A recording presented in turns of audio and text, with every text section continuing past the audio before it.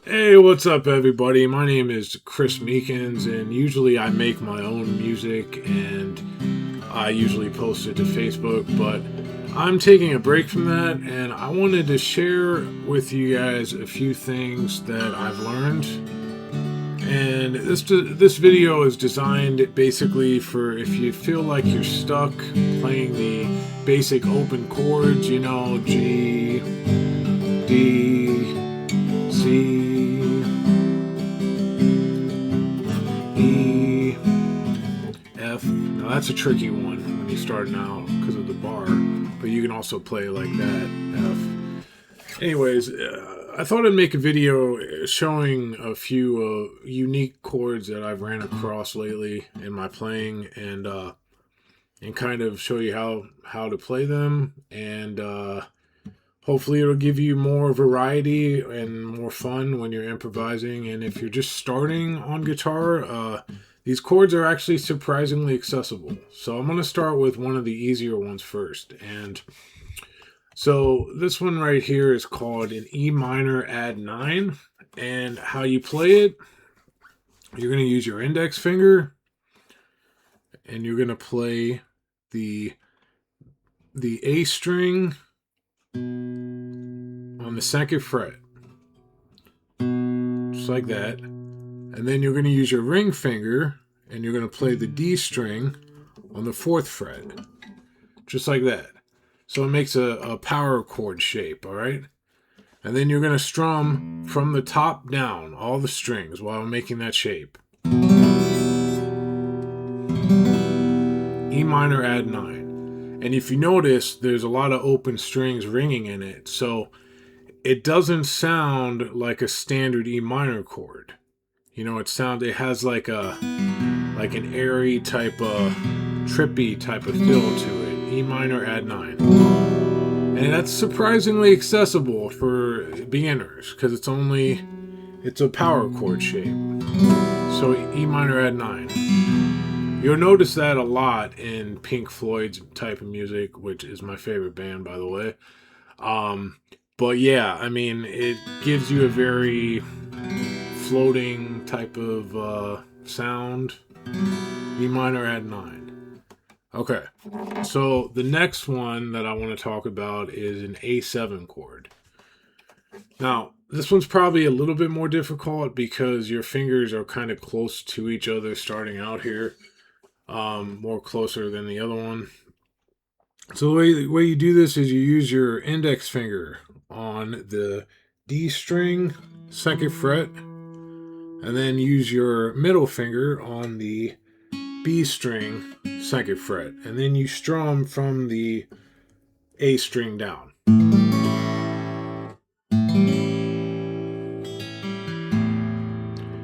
Now, if you want, you can mute the E string with your thumb up here, but that's more of an advanced concept, but you can. And you notice how it's very airy sounding, trippy, And then you can go to E minor add 9.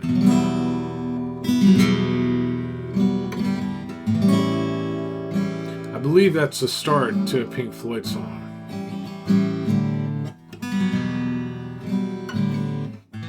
But you see, you don't even have to play much. You don't have to get into a huge strumming pattern for it to sound, or a complex strumming pattern for it to sound nice, to sound good. Because you have that floating sound. It's like the chord wants to be resolved, but it never is resolved. So that's an A7. So we got E minor add 9, and then we got an A7. Now, the next chord I want to talk about is a C major 7. Now, this one is exactly like a C chord, but here's the thing, it's even easier to play, which is great. So a regular C chord, you're playing the A string, third fret, then you're playing the D string, second fret, and then the index finger is all the way down on the B string on the first fret. This can be a hard chord to play when first starting out because your fingers are stretching out and there's not a lot of room on the frets, So a C major 7 is the same thing as that chord, except you don't even have to worry about your index finger now. And it sounds awesome too. Very trippy sounding, floating type of sound. Really fun to play. So, C major 7. And like I said, you can literally just strum that and it sounds good. You don't even have to add a strumming pattern. Just strum it up and down and then go to A7. And you know, you're making music already. E minor add 9. If you want to vary your playing, you can strum up. So, very fun chords to play. And I'm learning a lot about these suspended chords, these, added chords and added notes to different chords. And they're very popular in jazz music too, but overall they're just very fun to play. Now I got 3 more that are a little bit more complicated, but I'm going to show you guys anyways. So this one's called an A7 sus4 add 9. Yeah, that's a mouthful right there. So anyways, the way you play it is you're going to want to start on the 5th fret on the E string. And then you're going to want to hold that note down.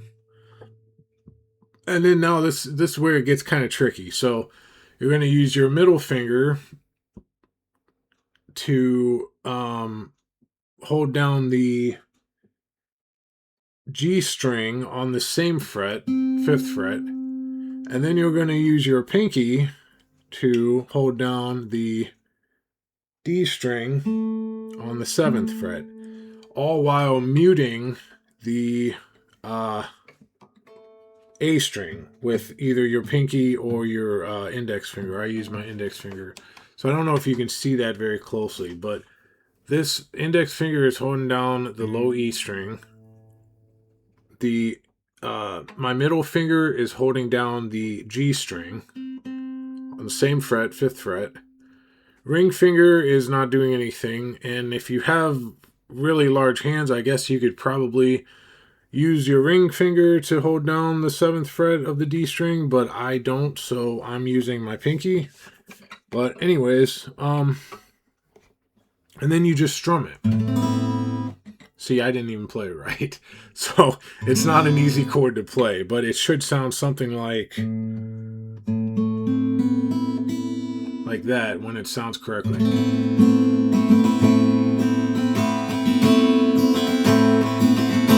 I mean, you notice all of these chords have those 2 open strings open. At the bottom of it has the B and E strings open, and it makes it a very just spacey, trippy type of feel, like I've said before. So anyways, very fun chord to play. Now, another one that I found out recently is an F major 7 sharp 11. Now this one's, I think, is probably a little bit easier than the last one, but still kind of complicated. So you're gonna use your middle finger and place it on the A string in the 8th fret.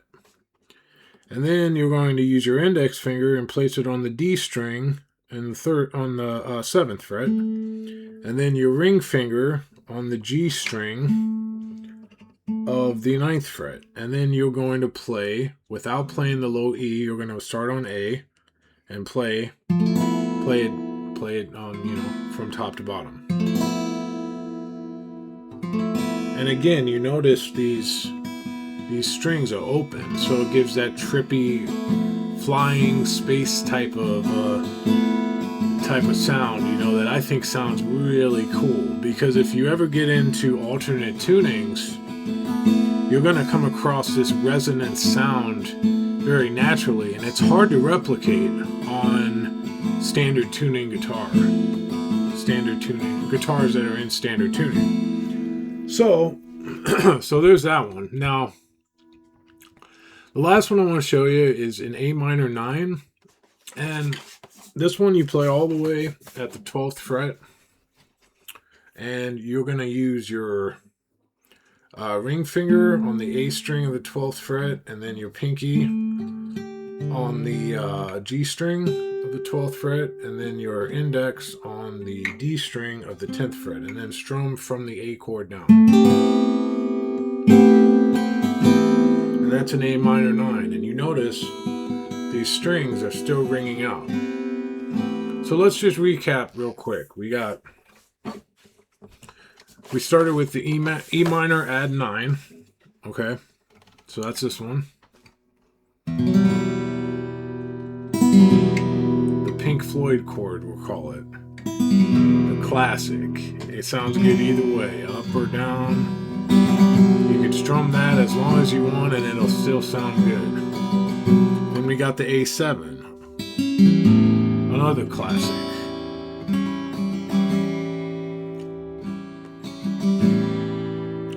And then this one is probably one of my favorites, the C major 7, because it's so simple to play, yet it sounds so good. That actually is played in Imagine by John Lennon. The intro, it goes, I think it's like...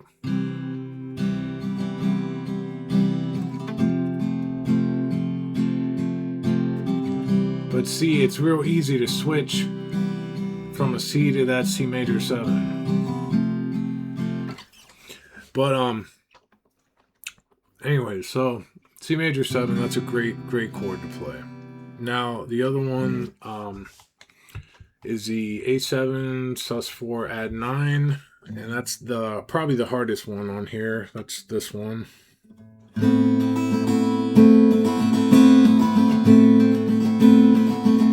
But again, you notice that all these strings are ringing out, and it's just very fun to improvise over these chords. And then we'll go to the F major chord that I was showing you. Same type of deal. And then finally the A minor 9 all the way at the 12th fret. So anyways, this was kind of just an idea and, just an impromptu type of lesson deal. I hope maybe it helped maybe it helped out one person. That's my hope. If not, hopefully at least you found it interesting. And I'm going to be posting some new music once I get the creative spark back. I've been taking a few days off, but if you guys liked what you saw, considering giving me a follow or subscribing to my YouTube channel. I try to post anything. When I have time, I try to post a lot, what I can. And I hope somebody got something out of this. Talk to you guys later. Have a good day.